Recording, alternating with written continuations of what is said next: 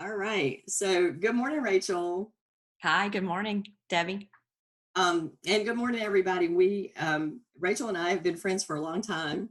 Mhm. And so we were talking the other day because we are sheltering in place. And we thought, wow, we should probably just talk to people about some of the stuff that we know and share some of our information because just a lot of feedback out there in the world about people who are obviously stressed and some who are having some mental struggles with going through shelter in place or even working, still working. And for me, I spent my career talking about communication and how the mind works and helping teams build a really great culture. Rachel and I go so far back that she was, oh my gosh, a sales rep for me for Novartis Animal Health, but before that too. But she has some mad skills, and we're going to share her skills too. So, Rachel, I'm going to ask you to just introduce yourself a little bit and give the folks a little bit of your background. Sure. Um, so Debbie and I met probably in '96 when I was working for the Upjohn company, and I called on her vet hospital as a sales rep. And then when I went into marketing at Novartis, we sort of deepened that relationship because we realized there was a huge need for key opinion leaders in the practice management consulting area. And so we basically lured her away. It took a while, but we lured her away to help us, speak to the challenges that vet hospitals have in implementing change in all kinds of operating procedures, but mostly in the communications realm, customer service orientation, that kind of thing. My personal background is it's diverse, but suffice it to say that my parents were both really hard workers. They had three jobs. They sold Amway and bred German Shepherds back in the '70s before we knew that was not something we should do. Um, we were foster home for the SPCA growing up, and their dream was sort of to have a mini farm. And although they were country city folk, we had a mini farm out in Bahama when I was little, and I used to milk goats before I went to school in the morning. And so I have a little bit of of animal background. I thought I'd be a veterinarian, but I couldn't. I wasn't smart enough, I don't think. Anyway, when I was my entrance into animal health is through equine. Yeah, so the reason I share that is that both my parents were obese, and I watched them struggle with yo-yo dieting their whole lives. And my father actually passed away from a heart attack at age 36. Wow. With all that knowledge, being in the animal health industry and sales and marketing for 15 years, my mom actually was very sick with cancer for the last 10 years of her life, and then she passed away in 2010. I then had some health challenges with breast cancer, and by 2012, I decided I really needed to take a good, strong look at my own health. And so I left the industry to do my own research in human health and wellness. And I had already been doing Pilates and realized that really helped ease a lot of the pressure from my back. Um, but then I wanted to go even deeper. So I became a personal trainer and a Pilates instructor. And then I kind of missed the business side of things. So I did some research in assessments and um, became certified to give assessments in DISC and motivators and emotional intelligence and 360s and lots of cool things. And I had the pleasure of working with some big consultants over the last 5 to 6 years, just delivering things like communication skills seminars and helping them, with conflict resolution and stuff. When my daughter, who I've pretty much raised by myself, when she turned 16, I started to think, what is it that I really want to do with my life? I could work another 25 years. Um, and I really just missed animal health. And so I reconnected with Debbie, and she and I have been brainstorming for the last year on, where I should end up and what can we do to help the animal health profession together. Yeah. So So here we are. I actually dragged Rachel into a large consultation project that I had. because when I realized that at 54 people was entirely too many for me to try to interview in 3 days period of time. So we started to collaborate on these consultations, and she did a lot of one-on-one interviews for me.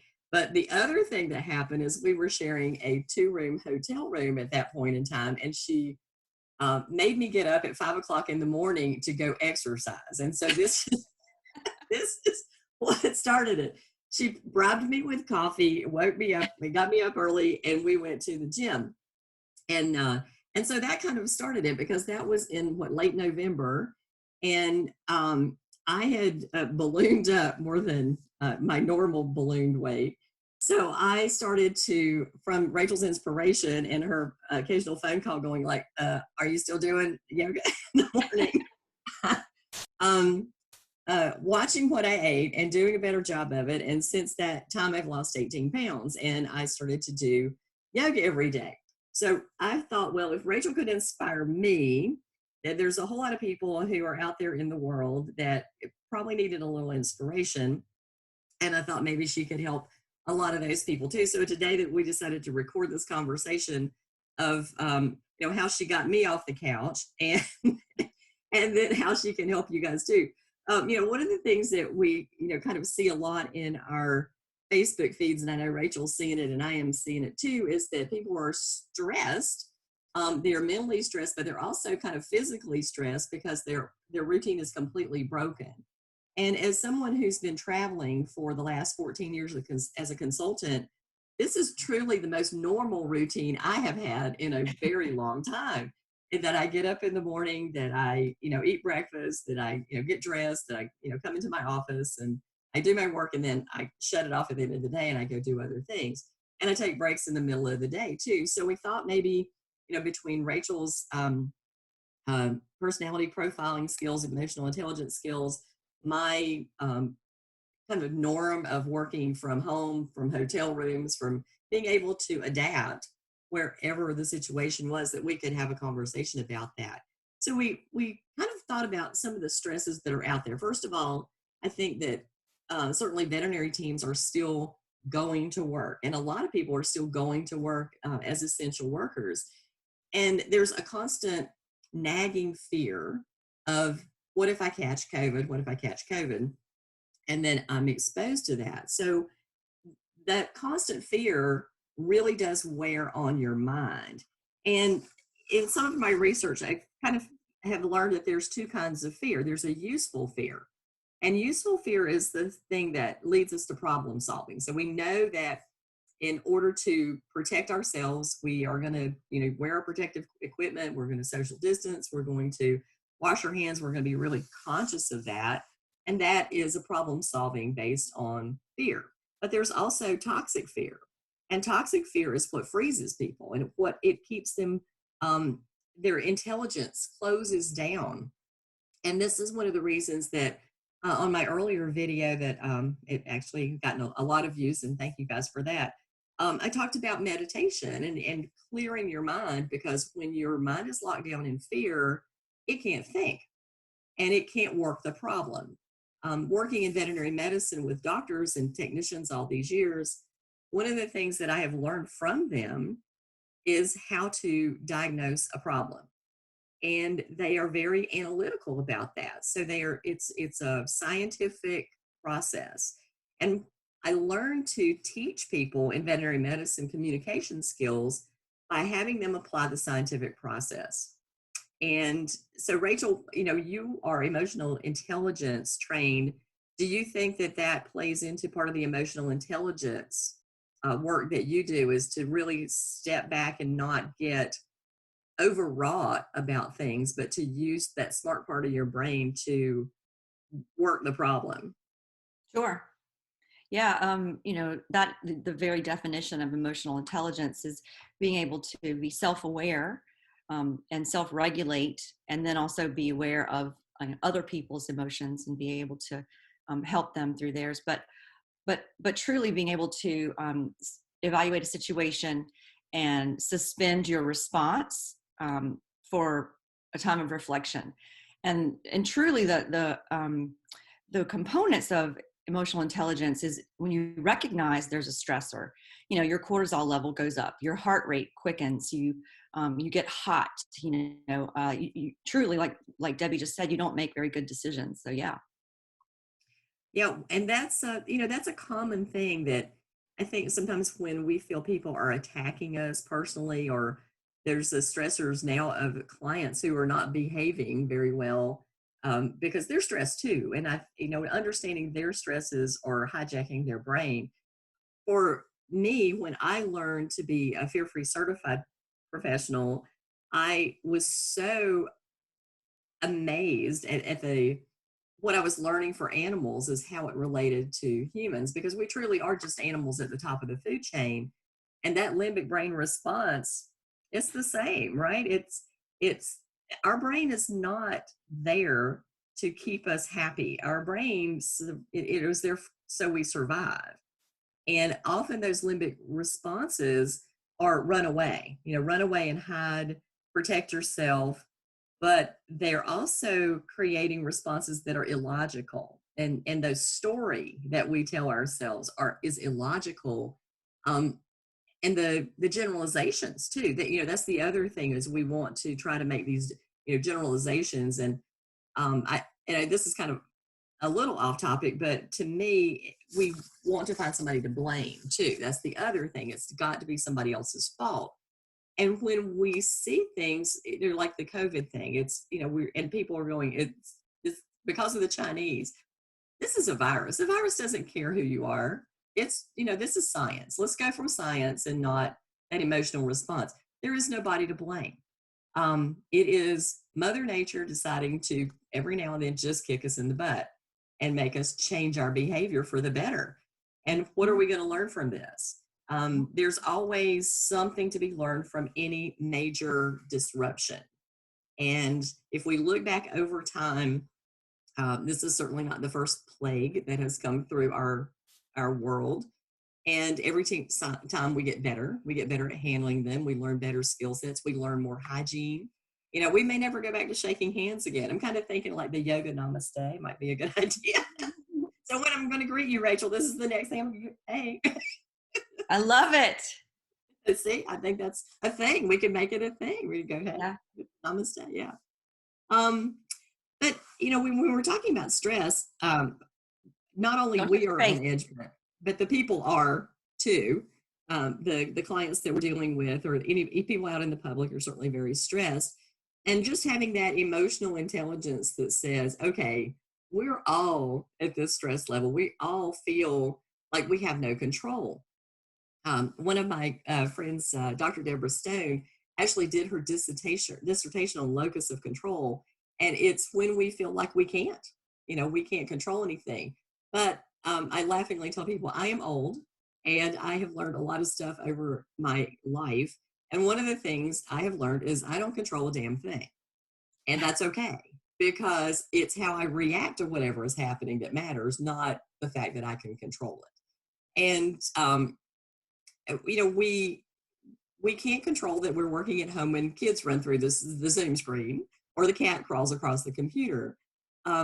We can control how we react to it. And so, Rachel, in your work, and I know you've done some personal coaching with people too, how do you help them figure out how to gain that control of their reactions? Breath is very important. There are some, sorry, you're not supposed to touch your face. Right. There are some breathing techniques that I help people use, and not just for, an immediate stressor, but really just for daily life. Just when you get very concentrated, oftentimes we hold our breath, we have very shallow breath. So a simple exercise I have people do is to count to however many breaths they normally take in. Say 1, 2, 3 in, 1, 2, 3 out. Then you told me this the other day, and I've been doing it because I really find myself, as I'm sitting here at the computer, having very shallow breaths. Mm-hmm. And I thought, and so I'm counting up to 15. So it's a challenge out to everybody who's watching this. Count out, breathe in 15, breathe out 15, and make that count, because it does really relax you. Yeah. Mm-hmm. And it will keep you from saying something you should. Yeah. The other thing is, imagery. There's for some reason, there's a place my mind always likes to go, and it's sort of reminiscent of Little House on the Prairie. For some reason, it's like this big field of grass with a big oak tree, and I just lay down in it. That's I neat. don't, I Yeah. don't know where it came from, but just imagery of something that's pleasing to your Mm-hmm. mind. Mm-hmm. Um, and then we'll talk about it a little bit later, but certainly the nutrition that you put in your body, Mm-hmm. and the amount of cathartic exercise that you're able um, to do is a component of that as well. Right, exactly. Well, we were talking about control, and I laughingly says you can't control anything, but you really can control what you buy at the store. And this is the thing that I have found. If it is not in my house, I will not eat it, especially since I am sheltering in place. So I can't just go out and buy ice cream. And that has really been helpful, for me too, because I travel so much and other people have fed me at conferences. Then for the first time, have a lot of control over what I am eating. And one of the things I am hearing and seeing a lot on some of the Facebook feeds is that, oh my God, I'm eating the legs off the table in this house because I am bored. I am bored. So what are your tips to control, that just, I guess, mindless eating at home? Hmm. Well, the first one is don't beat yourself up. Give yourself some grace. Everybody likes, you know, whatever your crutch is. Whatever your Um, vice is. yeah, I mean, don't beat yourself up. It's a balance. And take the word diet off your plate. Hmm. um, it's really about giving yourself the nutrition that it needs. And if you really want to look at what your body needs, you could technically eat all day long Hmm. and be healthy as long as you ate the right things. We just in America, we're extremely deficient in our vegetables and sometimes fruit, and way too many refined foods. So I just help people say, don't beat yourself up. Don't talk about diet. Eat foods that make you feel good. And I don't mean Hmm. feel good going down so much, but feel good afterwards. And so Hmm. start to recognize what you feel like after you have certain meals. And then your body, if you're trying to make some changes, if you, just like any habit, if you do something several times, your taste buds will actually change, and start to crave whatever you're adding. So that's one. The other one I try to teach is, with vegetables, try to eat them as raw as you can, if your body allows. Cooking sometimes takes some of the nutrients out. Juicing. This may not be a great time for you to think about eating healthy. And again, give yourself a break, but maybe it is a great time to think about eating healthy. Maybe now's the time to think about doing a cleanse. I'll tell you, there's a local woman, I've got some resources here, that wrote this book. And although it says, lose 12 pounds, I tell people, get off the scale. Don't ever get back on a scale. Think about how you feel. So disregard the losing the weight thing. But anyway, this gives you some ideas on how to, excuse me, Yeah. um, Yeah. how to do a liver detox, because your liver really is responsible for filtering everything you eat. And so it addresses things like a healthy gut, the pH, eating more alkaline foods versus acidic foods, um, the role of breath, the role of, the dimension, the ratio of meat to, protein to carbs to fat. If you took the old plate that the FDA used to recommend, you really should have about 50% carbs. And then when I say carbs, I mean good carbs. And then only about 10 to 35% protein, and the rest fat. And I mean good fat, like avocados and nuts and that type of thing. Your body needs fat and needs carbs. But by the way, let me just make a little disclaimer. I'm not an expert. I'm not a nutritionist. I just have done a lot of studying and eating for my own health. And so what I'm sharing with you today are my opinions based on my experience.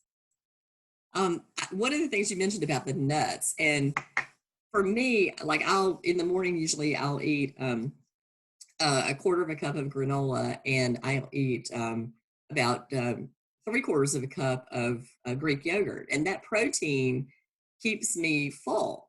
But I will go right before lunch, and my snack is a handful of nuts, but no salt, nuts with nothing on them. So I love pecans, and I just get a handful of pecans. And that's very satisfying to me, and I kind of look forward to it. And I keep fruit. I keep apples and oranges and bananas in the house too. And having that available to you. And, and like you said, forgive yourself. It's true. Every now and then, you just have to cheat. And I can barbecue potato chips or, or one of my cheese, but I don't sit down and eat the whole bag. That's the thing. But sometimes you just want to do that. And if I do, I'm like, okay, that's fine. But then I watch the other things that I eat the rest of the day too. And because calories, I think, can sneak in on you. So using an app to track food, one of the things that I learned a long time ago, and you said don't worry about dieting, but do keep up with what you eat. I mean, just if especially if you're trying to be conscious of it, because for me, having that journal of what I've eaten, and it makes sense to me when I go, I kind of feel like this is a little tighter than it was. Well, yes, because I ate Chinese food with a bunch of salt in it, and it, pulling me up like a toad. So, okay, this makes sense to me. Um, I do want to talk a little bit more about, the mindfulness, and because I think right now we're all going through this uncertainty, and oddly enough, the way your mind works is when there is disruption, and we're all going through great disruption. I think 97% of people in the United States are sheltering in place. That's just an incredible disruption to everything. But there's a positive that comes out of it, because when your life is disrupted, it is the very best time to make a change because you're already disrupted. And I've been telling my clinics this to my private clients. Okay, so we're going to have an opportunity to change the protocols that you wanted to change, but you've never had time to do it. Well, guess what? Everything has been shot out the window now. So when things start to come back to normal, this is the opportunity that you have to put those systems in place that you always wanted to. But you can do that, personally too, because that disruption has happened, and your brain creates neuropathways. And of course, Rachel knows this because we talk about this a lot. But those neuropathways are good and they're bad, because if we didn't have a neuropathway, we would have to seriously concentrate on how to get to work every single day if we were just driving. But every single one of us has had that experience where you pulled in your parking space and you look around and go, how did I get here? I have no idea how I got here. And that's that neuropathway, because it is a brain conservation of energy, developing what we also call habit.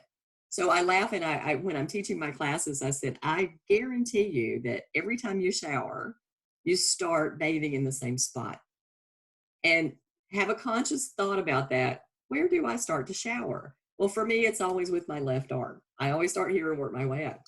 But we always do the same things. So when we have these neuropathways, there are also pathways to bad habits too.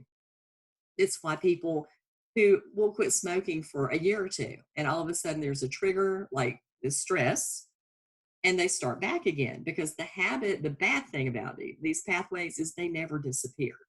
Just because you change a habit and create a new habit doesn't mean that the old habit is not still there. And having that consciousness makes so much difference when we can talk to ourselves, because self-talk matters. So what are you saying to yourself? Because your brain, that limbic brain, is going, oh my God, I can't change anything. I can't control anything. The world is falling apart. I'm in a pandemic. I'm going to die. Everybody I know is going to die. But we know that's not true. We know that this virus, 80% of the people who get this virus, some of them won't even know they've had it. Some of them will have, and I swear I've had it. I got it when I came back from Las Vegas and had a mild case of it. My husband, I think he's had it too. We'll never know unless we get tested, but pretty sure we did. So the logic needs to kick in there and says, hey, what's the story I'm telling myself? Okay. It says I can't control anything, and that's wrong, because you've got to start to tell your mind what you want it to believe. And years and years ago, and I do a lot of reading, and I read a book called The Secret. And The Secret says that you put into your mind what you want and you put it out into the universe, and there's really no conscious thought about how that's going to happen, but it happens. And I can remember very well going in the year 2000. I went to the North American Veterinary Conference. I saw Karen Gavsner give a speech, and I said, wow, I'd really like to do that one day. And that was 18 years ago. I mean, sorry, 20 years ago now. So how did it manifest itself? I don't know, but it was always in the back of my mind that I think I would really like to do that. And I completely blame Rachel, because it's all her fault. If you guys don't like anything, it's her fault. She got me into this because she gave me the first opportunity as a professional speaker on a stage to speak for the mega meeting at Novartis. And I guess the rest of that was in 2005. And the rest is history, and I've been speaking ever since. But I really do believe that talking to yourself, putting into your mind what your goals are, what your ambition is, talking to yourself, in a positive way. We've talked a lot about, gratitude, and I think gratitude is important. But just sitting down for a moment and saying, here's all the things that are really good. Here's some positive things. And even though we're in the middle of a pandemic, because I love data, I'm such a geek on this stuff, I started to do some research about what normally happens in life in the United States. And I found out that 90 people a day die from car accidents. And most of those 90 people die because somebody got drunk and drove home. Well, if everybody's at home, guess what? Nobody's going to drive. And so all those deaths that are occurring or did occur normally from driving drunk are not going to happen. They had predicted that 59,000 people may die this year from the flu, because the flu epidemic was bad. Well, now we're all fanatically washing our hands and distancing, so those people are not going to get the flu. Now, I think 23,000 people have already died from the flu this year, but there again, this is a positive thing. So there's collateral positive to the negative things that we're seeing. And I think that is a really important thing to start to tell ourselves, is what are the collateral positives? We're spending time with family. We are reconnecting with friends that we haven't seen in a long time. We are, getting our houses cleaned and our lives organized that we hadn't had an opportunity to do before. And I think that this, and we might have another month of this, but there's a lot of really positive things that are coming out about treatments for the virus, and that the curve is flattened out, and there's some herd immunity building up from people who have had it. So everything is positive that is coming out of it so far. And what we're seeing from the deaths is stuff that's happened like 14 days ago. Those people were infected, and we're dealing with the lag from that. But when we go back, I think it's important to be ready to go back, have your ducks in a row. And we have an opportunity to take this time to get some of this stuff done. So Rachel, you were talking about on our conversation earlier about things that you could do, and you told me about the breathing. But another thing that you told me is, if you're sitting at a desk here, that every 15 minutes do some kind of activity. So tell me, give me some chair exercises of what. And I actually filmed some video. Oh yeah.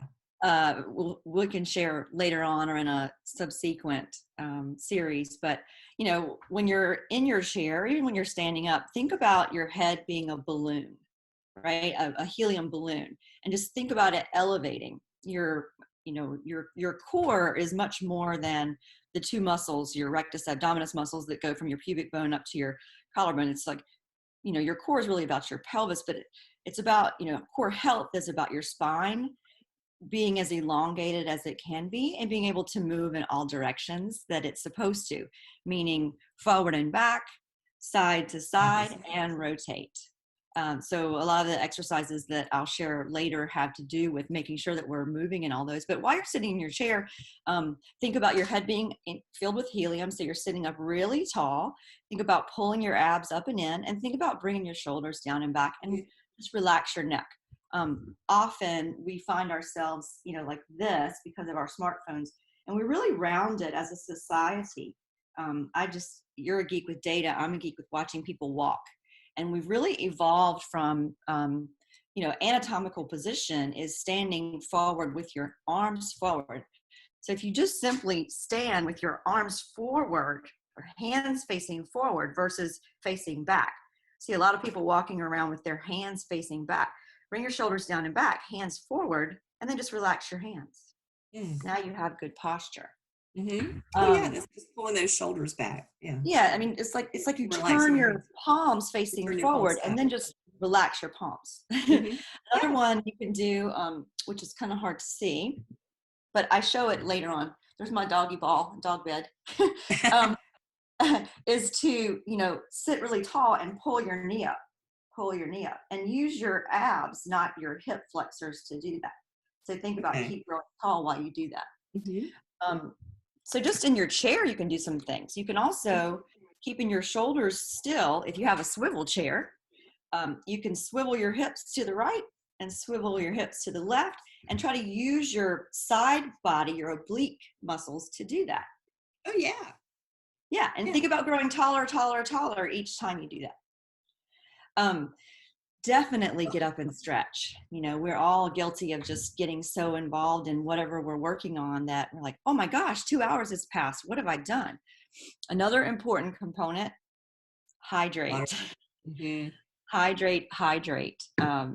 You need to drink at least half your body weight in ounces every day in good, clean water.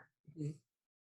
Yeah, that was one of the things my husband says, oh, I think I know why you're losing that weight. And I said, why? And he said, you keep water with you all the time. You're drinking all that water. And I went, well, it does help satisfy me too. But I find myself getting so involved in work that if I don't have the water next to me, and of course I'm drinking coffee this morning, but if I don't have it next to me, I do forget. I just get like hunkered down into the work and I forget that I should go and get some water. So I get a big Tervis tumbler. It's filled up about 4 or 5 times a day. And it sits beside me and it travels with me all over the house, wherever I go. So that's another habit that we actually could do, because one of the things that I consistently hear from veterinary teams at work is we skip lunch. We never go pee. I never drink enough water. And these are other things, other habits that we should get into right now while we're in this disruptive stage, is to start to learn some good habits and create some good habits that we carry with us when we do go back to normal working again. I love the stretches. One of my favorite stretches, because I get computer neck. And one of my favorite stretches from yoga is to lean to the side and then pull your own arm over, because it's this really great long stretch in there. And that makes my side body feel so good, and it stretches out the tension in my back. And so you don't really have to get up and think, oh, I got to do an hour of a yoga class. And most of my yoga classes, when I'm doing the yoga with Adrienne, and Rachel has some classes that she recommends too. But you can do 20 minutes. You can do an hour. You can intermittently during the day. You think, oh, you know what? Let me just go do a downward dog and stretch myself out a little bit. Or child's pose is so relaxing, and really such a good stretch all over. To do a couple of little short things like that, it doesn't have to be a session, right? It can just be something to move. Now, you told me the other thing to do is to do plank, and to take that break and do plank. And it doesn't really take a whole lot of room to do that. I'm not going to ask you to demo plank, but anybody who's interested could certainly look at any yoga video and learn how to do plank and hold it. That's the thing. Do it, but hold it for a while. And one of the things that it really struck me when I was listening to one of my yoga instructor classes is the mind gives up before the body. So when you're holding that plank, your mind is going to say, you're done. It's enough. I want you to keep on. do a little bit longer, a little bit longer. Because I think that was for me, that was a really important thing. Like when the first side plank I ever did, I'm like, I cannot do this. I'm going to die. But I did do it, and I didn't do it, as long as the yoga instructor, but I did do it. And then the next time it's a little bit better, a little bit better. So, give yourself some grace, just, do something. Just do something. And You're I, stronger certainly than you not. think. Yeah, you really are. Stronger I, than you I think think. that's true. And for me, I've always been, I've not done a lot of exercise, but I love like yard work. I love like physical stuff. And of course I schlep a suitcase around airports all the time too, that weighs entirely too much. So I have had a lot of strength, but I felt like I was losing my strength because I was sitting behind the desk too much. And I was amazed at how fast I felt my strength came back, my core strength, my balance came back when I started doing just, 15, 20 minutes of yoga every morning consistently and then taking a walk. So, um, yeah. Well, this has been a good conversation, and we'll do it again. We'll talk about some more stuff, but I want to be conscious of everyone's time, and I realize that they really do have other things to do. But I think the basic gist of what Rachel and I both have said is like you do have some control over this situation. You can talk to yourself appropriately. You have an opportunity here to do good for your body and for your mind. And, get your kids involved. If your kids are at home, hey, why not? They need this stuff too. Um, Life cannot be built on junk food and video games, right? You have to build healthy people. If you're building little humans, you got to build some healthy people out there. Um, Rachel, you have anything that you want to kind of add to kind of tip this end of our conversation off? And Yeah, just on a universal level, it's all going to be okay. mm-hmm. Just know that deep down. And Debbie, I love your energy. I love your attitude. I always have. I think like attracts like. Yes, And once we're all able to get back out into the world, be aware not only of how you feel when you eat, when you exercise, but how you feel around certain people. It's said that, you sort of are the sum of the 5 people or 10 people you spend the mm-hmm. most time with. So recognize who you're choosing to get energy from. And then she gave some suggestions on what to do during the rest of this shelter in place. So certainly, obviously walking, you could, pick up running. There's a couch to marathon program. There's all kinds of resources now where people are giving away workouts for free. Certainly a time to look at your nutrition. I don't call it diet. This is a magazine that I really like. I get it every month, and it has great recipes in it. They also have an online version. Start your day right. So Debbie mentioned what she starts her day with. I happen to be addicted to a smoothie, and I'm not endorsing any products here, but this is a brand that I use every single day.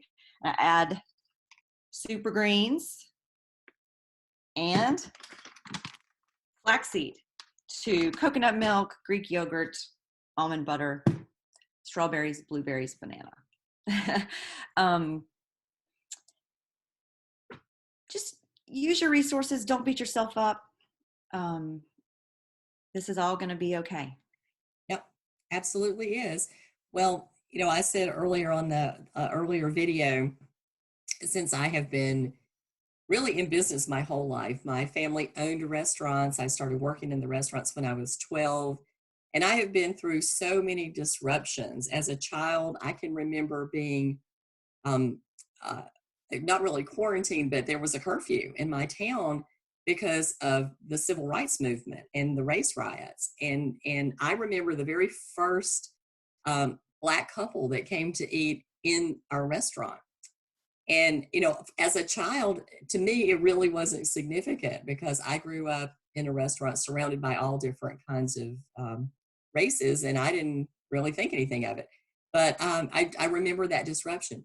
And then I remember the Vietnam War and listening to the news every single night and watching body counts. And honestly, this COVID thing has kind of brought that back to me. But I've also managed businesses through the recession of 87, the dot-com bust, the 2011, 9/11, and all those things. And every single time things worked out. Things worked out. We made improvements. Things got better. The stock market continues to go up. The economy continues to grow. Politicians come and go. They think they control things. They don't really. We do. The people do. And Rachel and I are both breast cancer survivors. And so we've even been through that. And these things pass. These things pass. It's all about the attitude that you bring to it. And making sure that you are talking to yourself appropriately and saying, it'll be okay. I can make it through this. And then acknowledging, yeah, it is stressful. I mean, sometimes I find myself going, oh my gosh, I feel like I'm drinking water out of a fire hose, trying to learn all this stuff all the time so I can share it with people. But that's okay too, because then I need to go out and just like hang out by the dock and watch egrets fish and just chillax. So give yourself that grace. Like you said, you don't have to be on all the time. Go find yourself a hidey hole. Read a book, just even if it's like some super trashy novel, it doesn't matter. If your mind needs a break, it needs a break, and just give it that break and let it go somewhere. I would say get off the news. That's what you said to me. She's like, just turn off the news. If people would just turn off the news for a little while and and don't dwell in your social media feeds. Just don't get sucked into those negative conversations. I'll tell you a little tip that has made my Facebook feed so much better. Anytime somebody gets on there and makes any kind of a political comment or any kind of political ad, go up to those three little dots and hit hide post, and then report it. And I report it as hateful or fake news. I don't care what I report it as. I report it. Now, the advantage of that is that the algorithm quits feeding me more and more negative stuff. So I don't get that garbage on my feed because I intentionally stopped it. And you can do that too. So just hide that stuff, hide those political campaigns. I don't care if they're for your candidate. Hide them, because that's not what Facebook is for. Facebook is for connecting with friends. And we don't need to be fed any kind of garbage on that stuff. You're going to get enough political stuff watching the news and watching TV. Let it be a safe place for you. And that hide post thing, hide those posts. Yeah. I mean, I would even limit the amount of times that you allow yourself to check Facebook. Maybe once in the morning and once at night or something like that. Just, live your life. Everything doesn't require an immediate response. It's true. Yeah, it's true. And it might be better to take that break and not respond immediately. Respond later. Wait till later and do it. Yeah. All right. Well, thank you very much, Rachel. I appreciate you being involved in this conversation today. And we will do it some more because we have some more stuff we want to talk about, some more movement, some more nutrition, even talking about job search and job change and career, because obviously Rachel and I both have had our career path disrupted, changed jobs, moved on to other things. And how do you make those transitions? Because congratulations to you on just getting a new position and back in animal health. So Animal Health is glad to have you back. Give me one more day before we officially announce it. Yeah. I'm not going to say that, but we're glad to have you back. Super excited though. Super excited. Yeah. So thank you guys again, and keep in touch, and we'll be back to bring you some more stuff. And if you have any questions, just put them in the comments, and we would be glad to answer questions for you. And we're going to put some sources up in some of the books that Rachel mentioned. We'll just have an attachment there, and we'll put those resources up for you too. All right, everybody have a great day, and we will see you again next time. Thanks so much.